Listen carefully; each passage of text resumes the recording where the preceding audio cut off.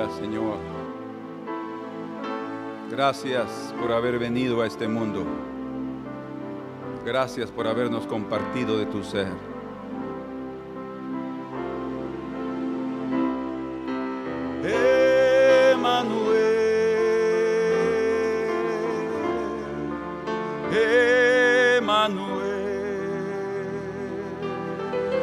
Su nombre es Emmanuel, Dios en mí, resplandece en mí, su nombre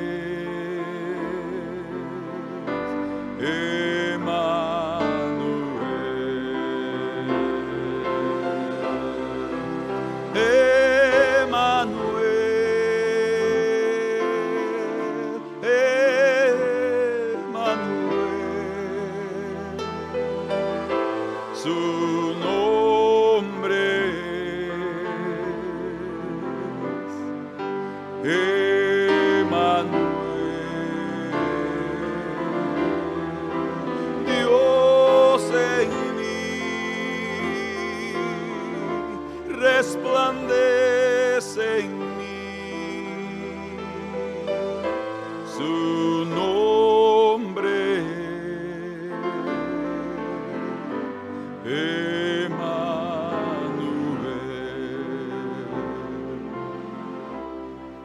Dios con nosotros. Dios con nosotros. Él vino a este mundo para compartirnos del cielo, para darnos de su ser, pero principalmente para salvarnos, para rescatarnos de nuestra condición, para llevarnos a las más altas alturas y sacarnos del más profundo abismo. A Él sea toda la gloria y toda la honra en este día.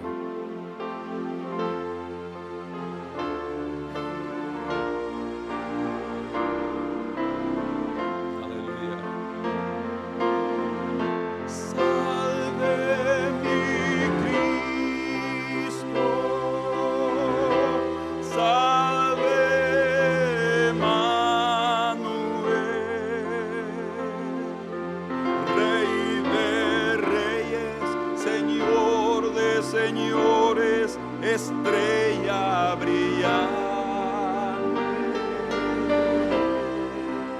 Y por toda la eternidad voy a adorarle, te exaltaré con todo mi ser para siempre, oh Dios. Salve mi Cristo, salve Emmanuel, Rey de reyes, Señor de señores, estrella brillante. Y por toda la eternidad voy a adorarte, te exaltaré con todo mi ser para siempre, oh Dios. Te exaltaré con todo mi ser para siempre, oh Dios.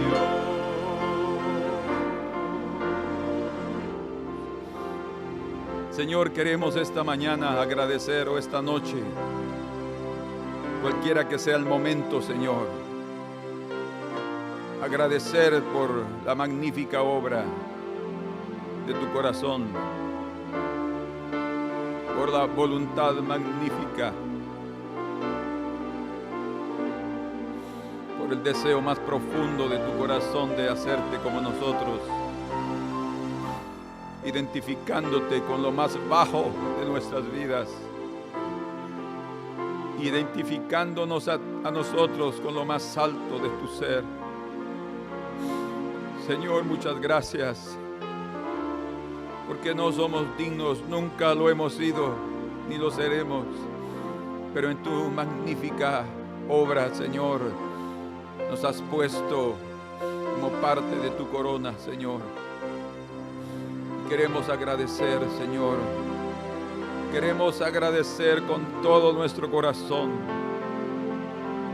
porque sentimos dentro de nosotros tu gracia, la presencia de tu Espíritu Santo, Señor, y la obra reveladora de tu palabra, mostrándonos tu camino, revelándolo desde el principio, Señor. Gracias por ser tan magnífico.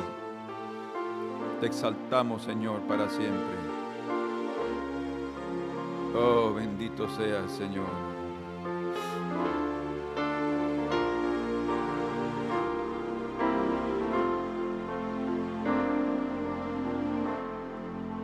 Y por toda la eternidad voy a adorarte. Te exaltaré con todo mi ser para siempre, oh Dios.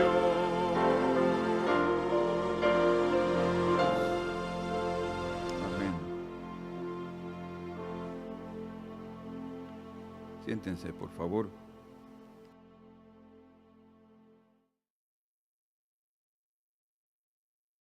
Queremos compartir en esta hora algunos pensamientos que el Señor estaba colocando en mi corazón estos días al respecto de su venida, de su nacimiento, de su identificación. Y el título que le he puesto al mensaje es la señal de Dios en lo alto y en lo profundo. La señal de Dios en lo alto y en lo profundo. Desde el principio que Adán tomó conciencia de la profecía del Mesías, tal vez no declaradamente como Mesías, pero sí como el libertador, como el que les daría el reposo a las obras de sus manos, como profetizó Lamec de Noé. Y el Señor sí le dijo a la mujer específicamente, a Eva, pero con la presencia de Adán, que Él enviaría a la simiente de la mujer. Entonces, desde inmediatamente después del pecado, inmediatamente después de la salida del hombre y de su mujer del paraíso de Dios, el Eterno toma el tiempo de revelar lo que en su corazón es lo más importante, la manifestación de su Hijo. Él mismo, como vimos en el último mensaje, Él mismo hecho carne, Él mismo manifestándose en medio de su creación, algo que es difícil de entender para el ser humano, pero fácil de hacer para el Creador. Como Él mismo dijo, no podré yo hacer engendrar si yo he hecho engendrar, no podré yo concebir si yo he hecho concebir. O sea, en Dios están todas las capacidades, todo el poder, por eso uno de sus atributos intransferibles es el Todopoderoso. Él es y continuará siendo el Todopoderoso. Pero en los días del profeta Isaías, aproximadamente unos 750 años antes de que naciera el Mesías, nuevamente se declara, y ya más con detalles, sobre la venida y el nacimiento del Mesías, utilizando prácticamente la propia vida del profeta Isaías y su familia. Con todo, no llenaban totalmente los requisitos, solamente eran un tipo, porque la esposa de Isaías no era virgen, y aunque algunos piensan que él tuvo una segunda esposa que ya estaba pensando en que ella sería esa virgen que concebiría el segundo hijo, esos pensamientos, aún así, esta segunda esposa tendría que concebir del propio Isaías. Entonces, el hecho de que una virgen concebiría no se cumpliría totalmente, no se cumplió totalmente. Eso solo sucedió en los días de María y de José, cuando María, claramente se describe aquí en las Escrituras, concibió del Espíritu Santo. O sea, no hubo ninguna intervención humana para la concepción, para el momento de engendrar la simiente santa en la tierra. Ahora, es también pero muy importante considerar el contexto en el cual fue dicha esa palabra a través del profeta Isaías al rey Acaz. Fue hecha en un contexto de guerra, fue hecha en un contexto cuando el pueblo de Siria, juntamente con Samaria, que se unieron, hicieron una alianza, interesante, ¿verdad? El reino del norte, con otro reino del norte, para atacar el reino del sur, que es Judá, judíos, el reino cuya capital era y es Jerusalén. En ese contexto, el Señor va a través del profeta Isaías y le dice al rey Acaz qué es lo que él va a hacer, porque la primera vez él tuvo una gran derrota, Acaz, contra los sirios. Pero en esta vez él está también temeroso y está hasta pensando hacer una cierta alianza con el rey de Siria. Habían dudas y por otro lado Acaz era un rey malo, él no fue un buen rey.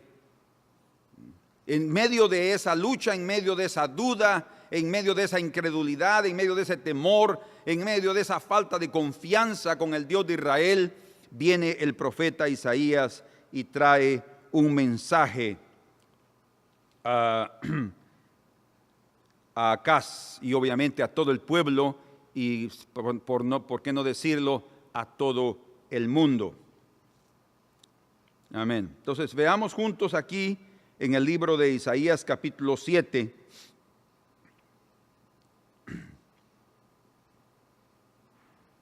Verso 3.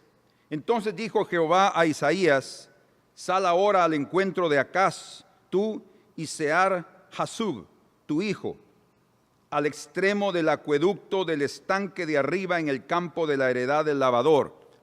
Hasta el contexto es interesante, ¿verdad? Donde hay aguas y donde se lavaban ropas. Ahí exactamente el Señor va y le habla al rey. Y dile: guarda y repósate. Oigan, no temas, ni se turbe tu corazón a causa de estos dos cabos de tizón. O sea, estaban a punto de acabar con su fueguito, que humean por el ardor de la ira de Rezín y de Siria, su país, y del hijo de Remalías de Samaria. Ha acordado maligno consejo contra ti el sirio con Efraín, así era llamado el reino del norte, y con el hijo de Remalías, diciendo: vamos contra Judá y aterroricémosla y repartámosla entre nosotros. O sea, el propósito también era repartir el territorio. Imagínense ustedes qué interesante. ¿No estamos viviendo nosotros algo semejante en estos días? Que están tratando de repartir el territorio del Señor. Verso 7. Por tanto, Jehová el Señor dice así: no subsistirá ni será, porque la cabeza de Siria es Damasco. O sea, él se va a quedar allá. Esa es su capital. y la cabeza de Damasco, Rezín, y dentro de 65 años Efraín, sus hermanos del norte, será quebrantado hasta dejar de ser pueblo, tal como sucedió. Y la cabeza de Efraín es Samaria, y la cabeza de Samaria el hijo de Remalías. Si vosotros no creyereis, de cierto no permaneceréis. Qué importante entonces es la fe en esos momentos. Con razón el Señor dice que aquel que persevere hasta el fin será salvo. Y Él dice, cuando Él venga hallará fe en la tierra. Para permanecer es necesario creer, es necesario confiar en el Señor. Y estamos viviendo en tiempos tan semejantes a estos, porque la manifestación de la segunda venida del Mesías está por suceder. Y dice, habló también Jehová a Acaz diciendo, pide para ti señal de Jehová tu Dios, señal de que realmente va a darles libertad, señal de que no lo van a atacar, y si lo atacan ellos no van a prevalecer, van a ser destruidos. Y aquí viene el punto principal, 7:11. Demándala esa señal, ya sea de abajo en lo profundo o de arriba en lo alto. Pide la señal de donde tú quieras, de lo más profundo del abismo o de las más altas alturas. Pide una señal. Deuteronomio 6:16 dice que nosotros no debemos de tentar al Señor. Y es en ese cumplimiento de ese versículo bíblico que Acaz, el hombre, el rey malvado, quiere cumplir la ley, y dice en el verso 12, no pediré y no tentaré a Jehová, porque no tentarás al Señor tu Dios. El mismo Señor Jesucristo lo dijo. Pero entendamos el contexto. Aquí no está el hombre pidiéndole una señal al Señor. Aquí es Dios tomando la iniciativa de darle una señal. Él quiere darle esa señal. De hecho, Él la va a dar. Él la dio. Aunque el propio Acaz no quiso atreverse a pedir la señal, y el Señor le dio hasta, llamémosle así, puntos geográficos, espirituales y naturales, en lo más alto y también en lo más profundo de la tierra. Ese más alto no es simplemente en este cielo donde están nuestras nubes. No, se refiere a algo más allá de eso. Es más allá del mundo natural. Por eso es que el Señor en Mateo capítulo 16, el Señor critica a los fariseos y les dice: ustedes son unos hipócritas, porque ustedes pueden ver el cielo y decir va a llover o no va a llover, va a ser buen día, va a ser buen día o no va a ser buen día, y no pueden distinguir las señales de los tiempos. Entonces, el propio Acaz aquí se vio en un momento difícil, no hubo que responderle al profeta. Entonces el profeta dice en el verso 13, dijo entonces Isaías: oíd ahora, casa de David. Y es para la casa de David, porque eran los únicos que quedaban en el sur. ¿Os es poco el ser molestos a los hombres?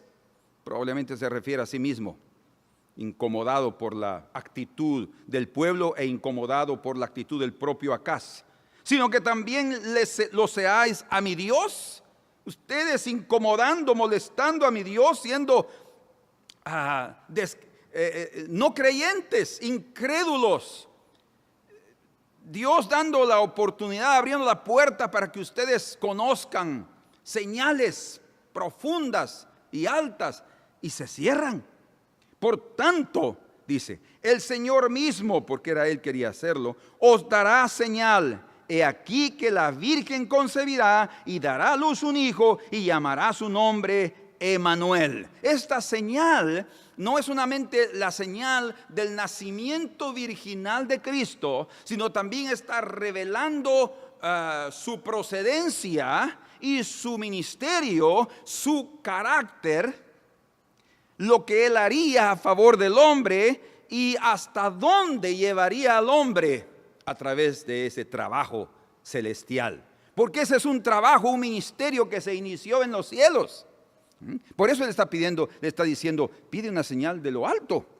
No está propiamente una nube de otro color, a pesar de que veremos que también este cielo va a tener evidencias, señales de la segunda venida del Señor. Bueno, entonces,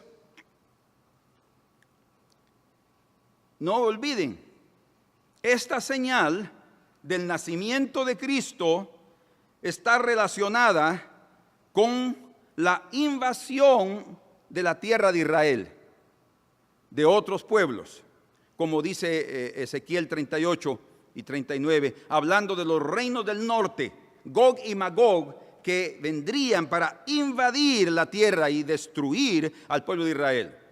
¿Sí? En la primera venida, obviamente ya había un imperio establecido ahí y ya se había dividido la tierra, era el imperio romano en aquella época. Y fue exactamente en ese imperio, como dice también Gálatas 4:4, en el cumplimiento del tiempo Dios envió a su Hijo, nacido de mujer y nacido bajo la ley.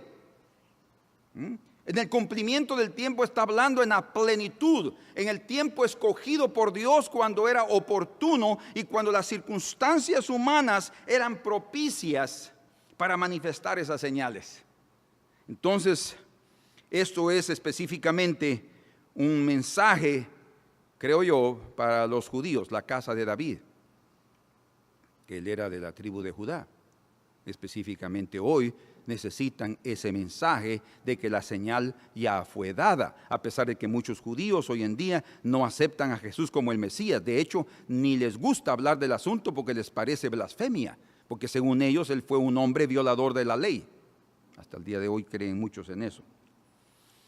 Entonces, en la primera venida vimos que la tierra había sido invadida y por el imperio romano, y en la segunda venida también va a ser invadida por muchas naciones. Es interesante que esta semana específicamente se votó, se hizo un voto general en las Naciones Unidas para ver si aceptaban o no la propuesta americana en los Estados Unidos para que Jerusalén fuera considerada la capital de Israel. Fueron, si no mal recuerdo, 128 votos en contra. Algunas abstenciones y pocos votos a favor de que Jerusalén fuera la capital de Israel. Entre esos votos, entre esos países están Estados Unidos, obviamente que él era el promotor de la idea. Israel, que es el país beneficiado. Habían otros países de África, 2 países creo, y una de unas islas, no recuerdo el nombre, y 2 países latinoamericanos, Honduras y Guatemala. De ahí el resto se abstuvieron para no tener problemas y 128 votaron en contra. Las Naciones Unidas está tratando otra vez de tomar control de ese territorio, y la influencia mayor dentro de las Naciones Unidas es el mundo árabe y el Islam. Entonces, estamos exactamente viviendo en una época en la cual la señal de la venida del Señor está otra vez a las puertas, es lo que estamos tratando de decir. Pero sin duda, y yo estoy hablando esto porque el mundo hoy, a pesar de que Jesús no nació el 25 de diciembre, están celebrando el nacimiento del Señor. Y yo he creído desde ya un tiempo para acá que es algo preciosísimo, a pesar de que el Señor no lo estableció como estableció la cena del Señor, como un ritual. No estableció que celebraran su nacimiento.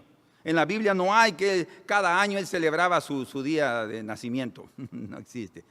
Herodes lo hizo. Faraón creo que también lo hacía. Pero él no lo hizo. El Rey de Reyes no estaba pensando en recibir regalos, a pesar de que los recibió cuando llegaron aquellos sabios de Oriente. Entonces, este es un momento precioso en el cual podemos recordar la promesa del Señor de venir a esta tierra y manifestarse a favor de los hombres.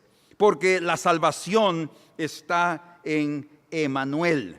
Y esto es importantísimo.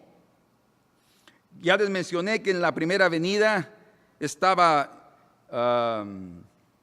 el imperio romano gobernando, y había, así como en la época de Isaías, acaso un rey impío. En la época del imperio romano había sobre Jerusalén otro rey impío, que era Herodes, medio judío y medio edomita, la mitad, y él era un usurpador del trono, estaba ahí. Fue en la época cuando Jesús nació, y es lo interesante de la historia, que Dios también tiene su sentido de humor y hace sus bromas. El hecho de mandar a los 3 sabios de Oriente al palacio de Herodes y preguntarle dónde está el rey que ha nacido, porque supuestamente él debería de nacer en un palacio, pero no nació en un palacio, porque para el Señor no es importante la ostentación como para nosotros los seres humanos es. Para Él lo más importante es mostrar que Él vino, así como Él nació en un pesebre, nosotros entendamos que Él está dispuesto a nacer en nuestro corazón. Pero usted dice, ¿qué relación tiene un pesebre con mi corazón? Bueno, un pesebre, ahí habían animales y habían también olores de los animales, no muy agradable, no era un lugar para que naciera un rey, y así es también nuestro corazón. Sin embargo, el Señor dice, dame, hijo mío, tu corazón. ¿Por qué? Porque Él quiere limpiarlo de los malos olores que producen el pecado. Él vino exactamente para libertarnos. Él viene a nacer aquí, pero Él va a crecer y llevarnos a las más altas alturas, porque ese ha sido su propósito. Él vino a identificarse con lo más vil del hombre, pero Él también quiere identificar al hombre con lo más santo de Dios. ¡Qué contrastes! ¡Qué corazón, qué sabiduría de Dios al manifestar también cosas tan hermosas en medio del cumplimiento de su palabra! En el libro de Mateo, en el capítulo 1 y en el versículo 23, dice ahí la escritura: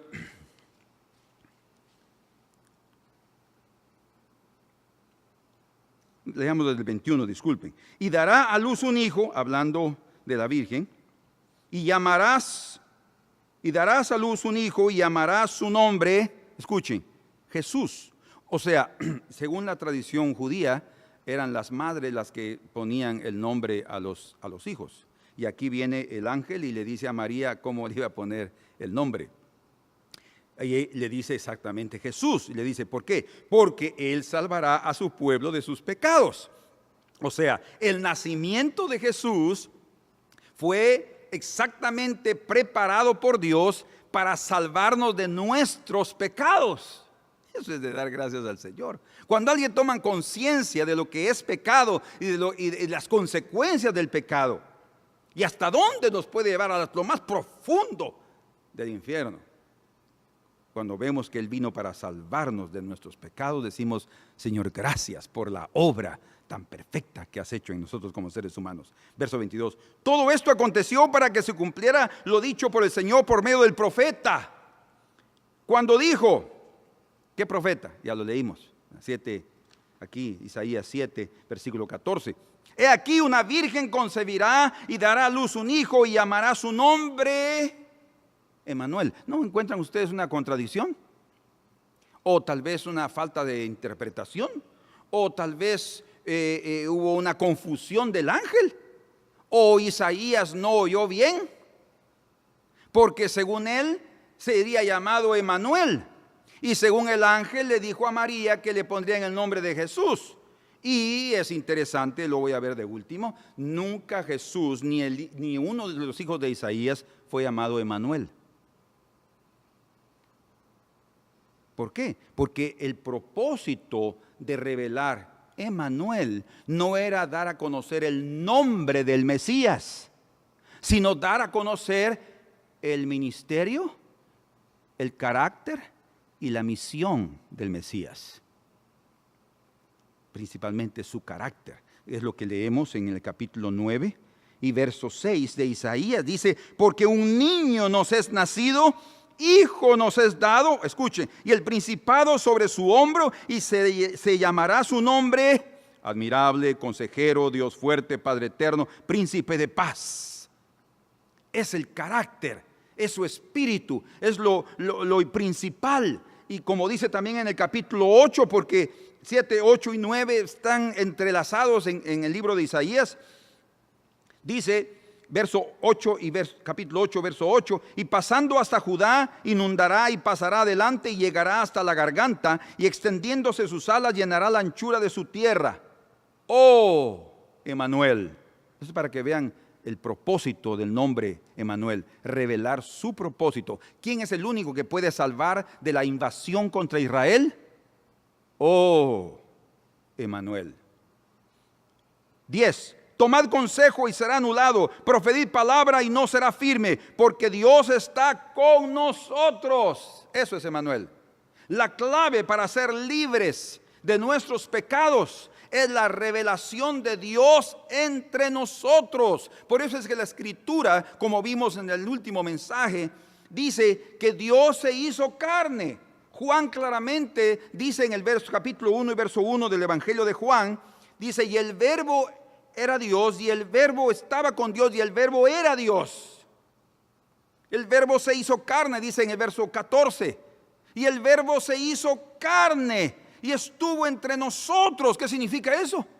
Emmanuel, Dios con nosotros. Lo que está revelando ese nombre entonces es que Dios descendió de los cielos para habitar en medio de los seres humanos y dar a conocer su amor y su misericordia, que a pesar de nuestro pecado Él no nos va a dejar en esa condición, sino nos va a rescatar y nos va a llevar con Él. Qué glorioso misterio de ese nombre. Con razón, ahí el evangelista Mateo hace referencia al nombre que le dieron Jesús, el Salvador, que también fue su misión, ¿verdad? Su carácter, el nombre revela el carácter del ser humano. Antes era así, y creo que todavía es así en el mundo judío. Entre nosotros casi no sucede así. Ponemos nombres solo por que nos gusta el nombrecito, o porque tiene un toque italiano, o porque tiene un toque inglés y le ponen 2 S, y en fin, es increíble. Pero a pesar de nuestra ignorancia, déjenme decirles una cosa: muchos padres no se han dado cuenta que el nombre que le pusieron a sus hijos es exactamente revelando su propio carácter, en las cosas buenas como en las virtudes que podrían perjudicarlo durante toda su vida. Entonces dice en el verso 23, he aquí una virgen concebirá y dará a luz un hijo y llamará su nombre Emmanuel, que traducido es Dios con nosotros. Amén. Gracias al Señor. Y aquí encontramos la señal de los cielos, como dice aquí en Mateo 2, versículo 1. Cuando Jesús nació en Belén de Judea, en día del rey Herodes, vinieron del oriente a Jerusalén unos magos diciendo, ¿dónde está el rey de los judíos que ha nacido? El judío está hablando de la casa de David, o específicamente de la familia de David, ¿verdad? Pero son los judíos. Porque su estrella, una señal del cielo. Porque su estrella hemos visto en el oriente y venimos a adorarle. Y ustedes saben aquí, más adelante, dice, verso 10, y al ver la estrella se regocijaron con muy grande gozo. Y al entrar en la casa, la estrella que ellos vieron en el oriente los condujo hasta el lugar de la casa donde Cristo se encontraba, donde Jesús, el Mesías, se encontraba. Una señal que los hombres sabios de oriente, o sea, que no tenían nada que ver con Israel. Sin embargo, la tradición insinúa que estos sabios podrían ser de descendencia judía. No lo sabemos con seguridad, pero una cosa sí es cierta: esos 3 hombres de oriente tuvieron más discernimiento y fueron más sensibles que los propios moradores de Jerusalén en el momento del nacimiento del Mesías. Conocimiento bíblico no nos da toda una garantía. Es necesario tener una sensibilidad en el corazón. Y me acaban de mandar un video sobre una tribu en el África que recibieron Nuevos Testamentos o la Biblia, no sé si fue toda la Biblia o Nuevos Testamentos únicamente, pero ellos recibieron los paquetes, grandes así, para que fue traducido a su propio idioma y se los llevaron en una avioneta. Y cuando bajaron, toda la tribu estaba reunida, era un grupo enorme. Cuando bajaron de la avioneta los Nuevos Testamentos traducidos a su lenguaje, que deben de haber tomado tiempo para hacerlo, oigan, fue como que recibieran al Señor mismo.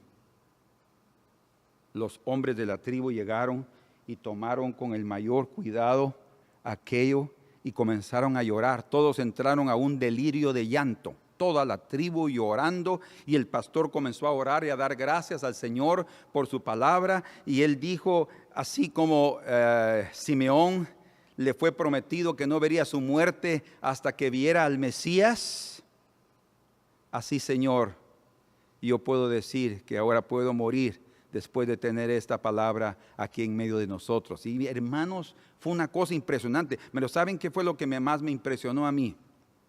Es el hambre, la necesidad de esos hombres y esas mujeres. Estaban llorando, recibiendo la palabra escrita. ¿Y cuántos años llevamos nosotros leyendo esta palabra y oyéndola?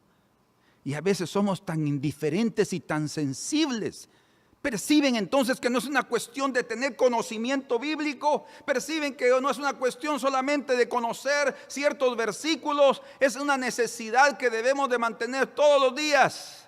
Con razón el Señor dice, hablando de las bienaventuranzas, y la primera que dice, bienaventurados los pobres en espíritu, porque de ellos es el reino de los cielos. Son los necesitados de las cosas celestiales, los que se apropian, los que toman control, los que hacen del reino de Dios, del reino de los cielos, su propio reino.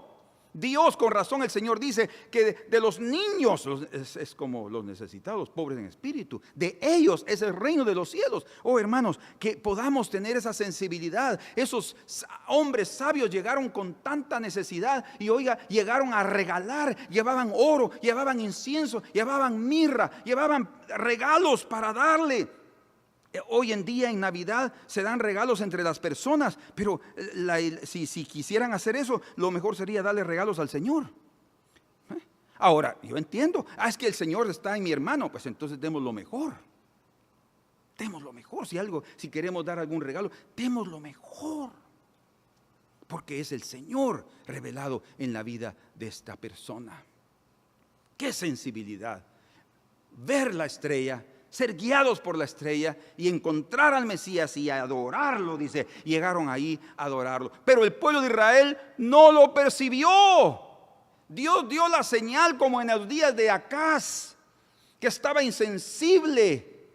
Y en sus días sí, el Señor los libertó de los enemigos, pero él no pudo percibir el mensaje que el Señor estaba transmitiendo. Ay, Señor. Con razón encontramos en Juan capítulo 3. Quiero leerles estos versículos que el propio Señor habla y también Juan el Bautista. Capítulo 3 y versículo 12. Dice, hablándole a Nicodemo, al final de su discurso hacia él, le dice, si os he dicho cosas terrenales y no creéis, ¿cómo creeréis si os dijere las celestiales? O sea, no tenemos la sensibilidad de percibir cosas tan evidentes. ¿Cómo vamos a percibir aquellas que se requiere sensibilidad? Nadie, escuchen esto, nadie subió al cielo. ¿Señal del cielo? Nadie subió al cielo, sino el que descendió del cielo. Una señal. Dios descendió del cielo. Dios envió a su Hijo unigénito del cielo, de las más altas alturas. Gloria en las alturas, dijeron los ángeles. Porque de allí estaban viniendo cuando ellos vieron ese coro de ángeles cantando y diciendo que el Señor había nacido. Qué glorioso momento. Fue algo debe haberse iluminado el cielo y las almas de aquellos pastores en lo oscuro de la noche. Nadie subió al cielo sino el que descendió del cielo, el Hijo del Hombre que está en el cielo. ¿Qué está diciendo? Él hizo descender el cielo a la tierra. Cuando nosotros nos encontramos con el Señor, nos encontramos con el cielo mismo. Cuando conocemos al Señor, entramos al ámbito celestial y eterno.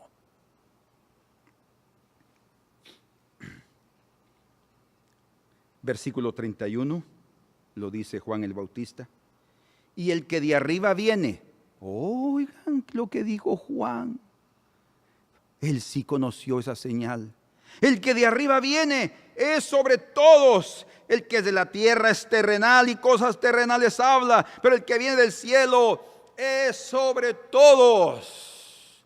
Sí, la señal del cielo fue dada a los hombres, fue dada en los días de Juan el Bautista a todo el pueblo de Israel, porque el Señor de los cielos había aparecido. En su segunda venida habrá también una invasión de las naciones del norte, como ya mencionamos, y de todas las naciones alrededor de Israel, al grado que todos van a pensar que Israel ya no tiene más esperanza, y realmente Israel, según las profecías de los profetas, va a ser destruido. Zacarías lo dice, Isaías, Ezequiel menciona eso, Jeremías lo menciona.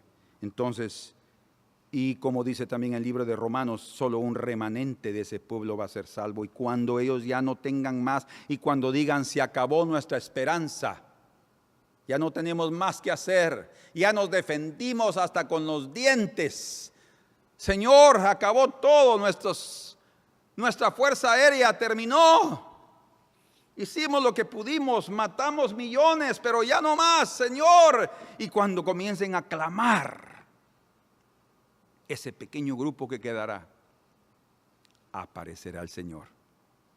Y Él vendrá, y vendrá para defenderlos. Esa será en su segunda venida. Habrá una señal del cielo. Sí, claro, Él lo dijo en Mateo 24. Leámoslo ahí juntos. Yo voy a ser breve y estoy aquí midiendo mi tiempo. Pero a pesar de eso, ya me pasé de mi tiempo estipulado que yo me marqué. Pero veamos aquí Mateo 24, versículo 21. Porque habrá entonces gran tribulación cuando no la ha habido desde el principio del mundo hasta ahora, ni la habrá. Y si aquellos días no fuesen acortados, nadie sería salvo. Mas por causa de los escogidos, aquellos días serán acortados.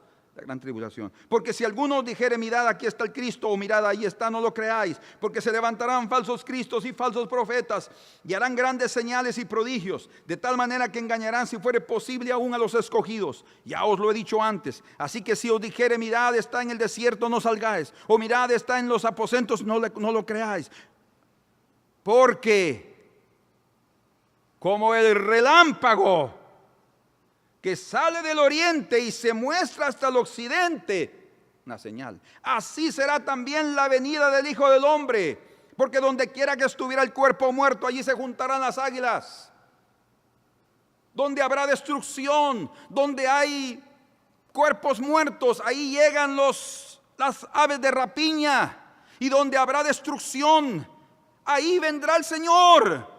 Porque su pueblo estará siendo destruido y Él va a aparecer como un relámpago, dice. Imagínense en aquel momento cuando piensan las naciones que ya están destruyendo a Israel, y de repente en los cielos van a tronar.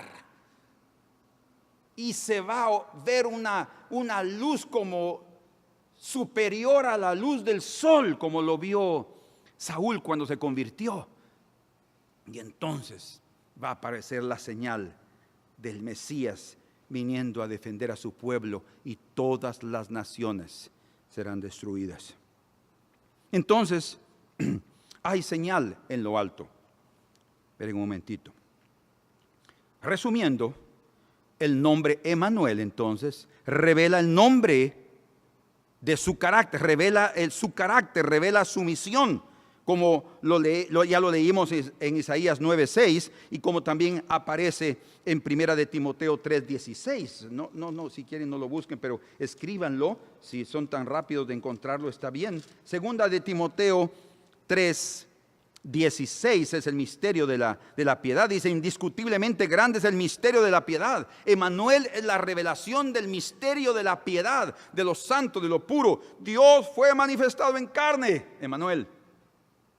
Justificado en el Espíritu, visto de los ángeles, predicado a los gentiles, toda su misión, toda su obra, creído en el mundo, la fe fue aceptada por los escogidos, recibido arriba en gloria, su obra fue terminada, concluida, aceptada en los cielos como perfecta. Aleluya. Y como dice aquí en Colosenses capítulo 2 y versículo 9, porque en él habita corporalmente toda la plenitud de la divinidad o de la deidad. En él habita toda la plenitud de la deidad, corporalmente. O sea, Dios se hizo carne, es lo que está diciendo. Él se manifestó como ser humano y vino a esta tierra. Entonces se vino y se cumplió de aquel que descendió del cielo, de aquel que estaba en el cielo, el que hizo descender los cielos a esta tierra e hizo que los hombres experimentaran los momentos más gloriosos de su vida, no únicamente siendo sanados de sus enfermedades, sino siendo salvos de su pecado. Amén. Emmanuel, Dios con nosotros. Ahora, terminando en el capítulo 16 de Mateo, vienen los fariseos y le hacen esta petición al Señor. Vinieron los fariseos y los saduceos, versículo 1, para tentarle. ¿Se recuerdan ustedes que todo comenzó con una tentación? Según Acaz, dice, yo no voy a tentar a Dios. El Señor quería dar una señal. Le dijo, Acaz, escoge una señal, sea en el cielo o en lo profundo. No se olviden de eso. Así comenzamos. Y dice Acaz, no, yo no voy a tentar al Señor. Pues aquí vinieron los fariseos, ahora sí, pidiendo una señal, tentándolo. Vinieron los fariseos y los saduceos para tentarle y le pidieron que les mostrase señal del cielo. Una señal del cielo. Señor, muéstranos algo divino de Dios para que creamos que tú eres el Mesías. Mas él respondiendo les dijo, cuando anochece, y aquí viene lo que mencionamos, dice en el verso 4, la generación mala y adúltera, una generación mala y adúltera, pide señal. Una generación que acepta y de fe recibe la señal, cree en la señal, ve la señal. La generación mala y adúltera demanda señal, pero la señal no le será dada, sino la señal del profeta Jonás. Ya que ustedes no pueden ver que yo vine del cielo, entonces les voy a dar una señal de la profundidad de la tierra. ¿Recuerdan que el Señor le dijo a Acaz a través del profeta Isaías, pide una señal en lo alto o en lo más profundo?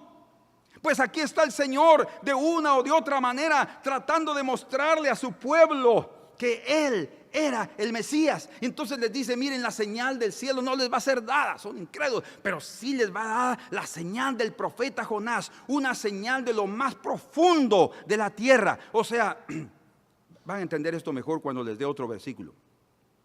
Una señal de lo profundo, o sea, está hablando de su muerte y de su resurrección, que además muchos de ellos, la mayoría, no lo vieron por su falta de fe. Sin embargo, todos aquellos que creyeron después, a pesar de que no lo vieron físicamente resucitado, todos aquellos que creyeron también fueron beneficiados por la muerte y la resurrección de Cristo, todo a través de la fe. O sea, en otras palabras, no es necesario verlo físicamente al ser de que Él resucitó. Es lo único que Él te pide es que tengas fe, que creas, que no desconfíes, que no dudes, que lo creas en tu corazón. Si Dios te lo revela, te lo muestra, que lo creas. Bueno, y aquí va mi último pensamiento para ustedes, que estuvo ahí en mi cabeza. Y aquí va. Oigan lo que dice la Escritura.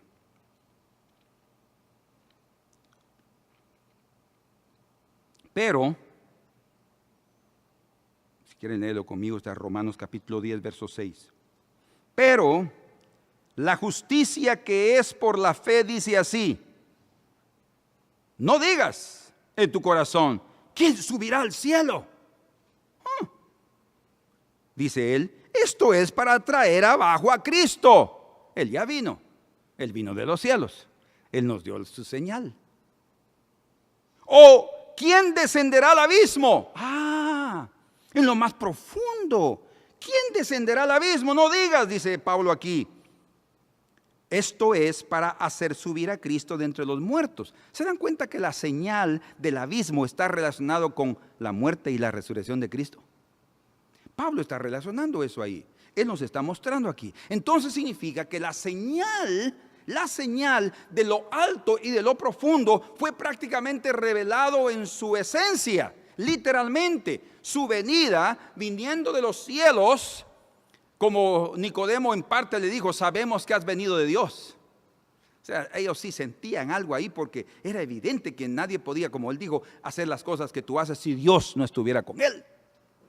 Y de lo más profundo del abismo, porque él se levantó de los muertos. Y esa señal era a favor nuestro, porque la muerte no podía contener la vida. Desde la perspectiva divina, la muerte no podía mantener, ni el infierno podía haber mantenido a Cristo, imposible. Pero para el ser humano era una evidencia de que Él nos estaba libertando por completo de nuestro destino eterno en pecado, liberándonos. Por eso dice, no digáis quién va a descender, ¿cómo dice?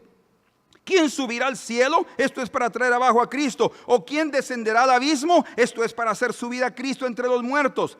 Verso 8. ¿Mas qué dice? Ay, qué precioso. ¿Qué dice? Cerca de ti está la palabra, en tu boca y en tu corazón. Esta es la palabra de fe que predicamos. Si confesares con tu boca que Jesús es el Señor, el que vino de los cielos, y creyeres en tu corazón que Él lo levantó de entre los muertos, aquí están las dos señales, serás salvo.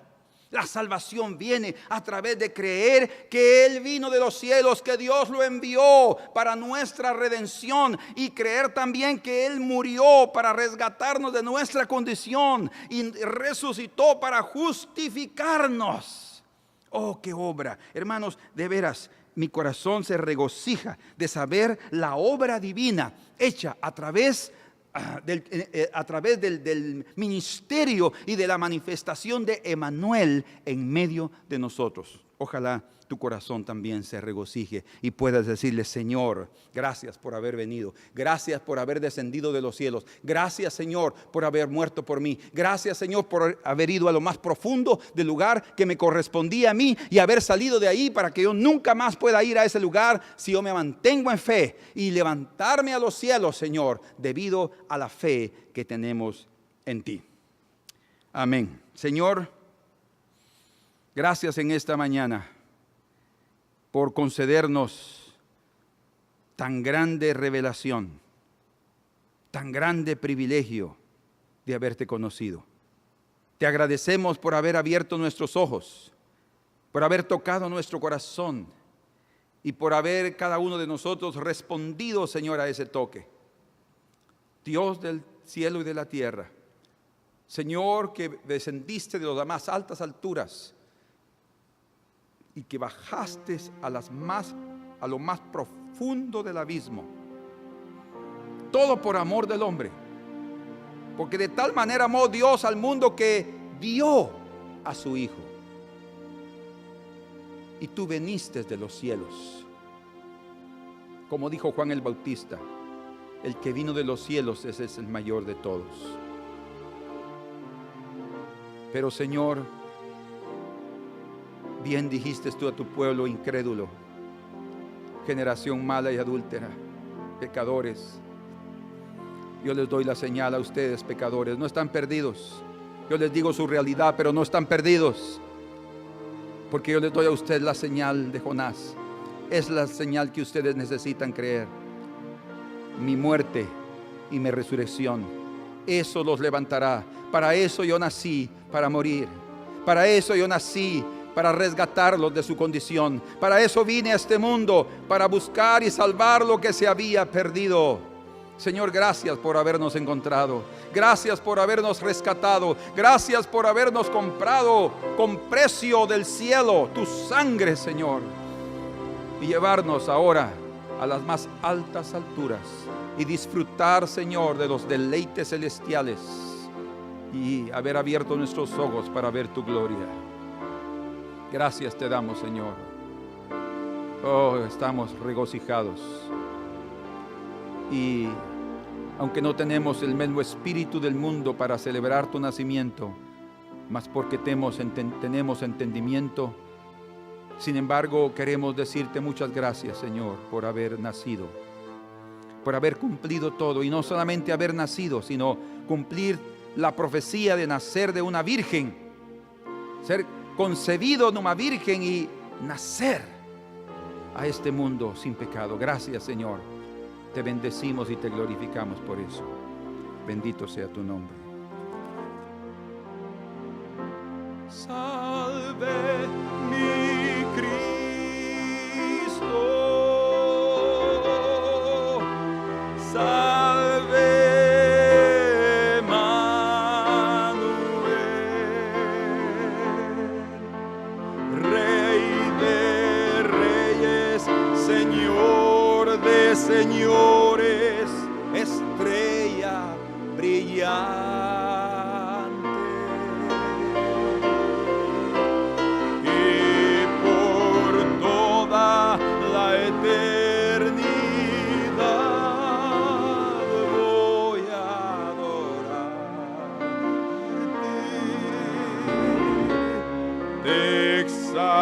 Exaltaré con todo mi ser para siempre, oh Dios.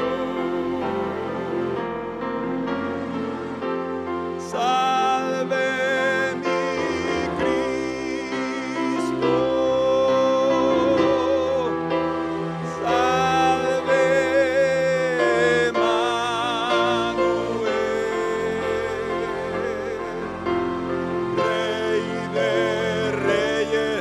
Señor de señores, estrella brillante.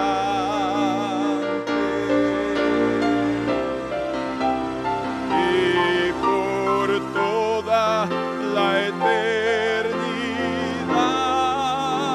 voy a adorarte,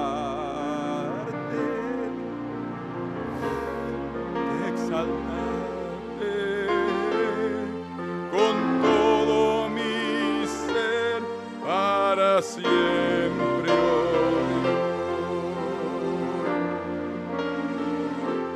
Te exaltaré con todo mi ser para siempre, oh Dios.